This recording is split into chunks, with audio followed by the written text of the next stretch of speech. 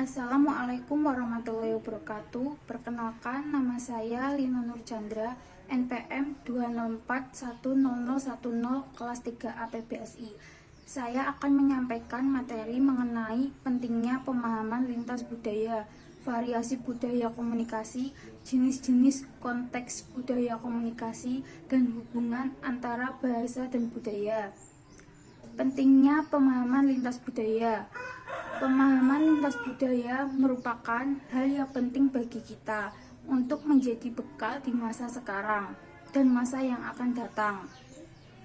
Di era globalisasi seperti saat ini, yang seakan dunia sedang menyusut, sehingga intensitas kita berinteraksi dan terhubung dengan orang maupun budaya asing akan menjadi lebih tinggi dan meningkat.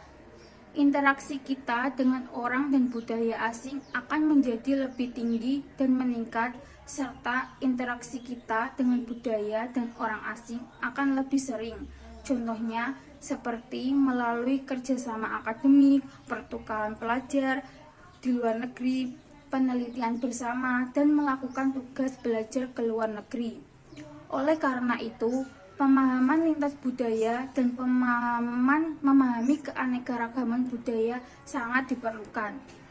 Pemahaman terhadap budaya lain sangatlah diperlukan karena kurangnya pengetahuan budaya berperan pada penggunaan bahasa komunikasi yang tidak pantas. Perbedaan budaya juga bisa menyebabkan orang tersebut terlihat tidak toleransi terhadap orang dengan budaya yang berbeda. Jadi, tanpa adanya pengetahuan tentang pemahaman lintas budaya, seseorang akan sulit berinteraksi dan tidak mengerti maksud serta tujuan seseorang tersebut. Dengan pemahaman budaya, kita dapat mengatasi hambatan-hambatan budaya dan memperoleh pemahaman, penghargaan bagi kebutuhan, aspirasi, perasaan, dan masalah manusia. Yang kedua, variasi budaya komunikasi. Ada beberapa hal yang harus diperhatikan saat berkomunikasi. 1. Komunikasi verbal. Dalam komunikasi ini, kata-kata yang digunakan harus diperhatikan karena mempengaruhi baik tidaknya komunikasi kita. Misalnya, di daerah kita menganggap bahwa budaya tersebut tidak kasar atau lazim dipakai dalam komunikasi, tetapi di dalam budaya lain belum tentu hal tersebut tidak kasar. Biasanya budaya tersebut di daerah lain adalah omongan yang kasar ataupun tidak sopan. Yang kedua, komunikasi nonverbal. Dalam komunikasi ini, kita harus memperhatikan ruang pribadi karena ada beberapa budaya yang tidak suka jika komunikasi terlalu dekat. Tetapi ada juga budaya yang lebih suka kalau berkomunikasi dengan berdekatan. Selain itu, sentuhan, kontak mata, dan sikap tubuh juga harus diperhatikan agar orang yang berkomunikasi dengan kita merasa nyaman dan tidak risih ataupun terganggu.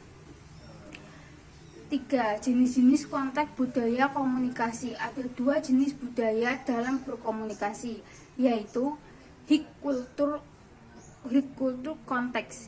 Itu merupakan budaya dengan konteks tinggi, di mana budaya ini sangat bergantung pada bahasa isyarat. Misalnya, seperti orang yang berkomunikasi dengan ekspresi dan menggunakan gerakan tubuh untuk mengungkapkan emosi. Yang kedua, low kultur. Konteks merupakan budaya dengan konteks rendah, di mana budaya ini sangat bergantung pada makna yang disampaikan dalam berkomunikasi. Selanjutnya, hubungan bahasa dan budaya. Hubungan bahasa dan budaya merupakan 2 hal yang masih erat keterkaitannya satu sama lain. Hubungan keduanya bisa dibilang keduanya hal yang tidak dapat dipisahkan. Bahasa merupakan sesuatu yang mencerminkan budaya, cara hidup, cara berpikir, dan menjadi identitas dari penuturnya. Jadi, bahasa merupakan bagian dari budaya yang saling keterkaitan. Sekian dari saya. Wassalamualaikum warahmatullahi wabarakatuh.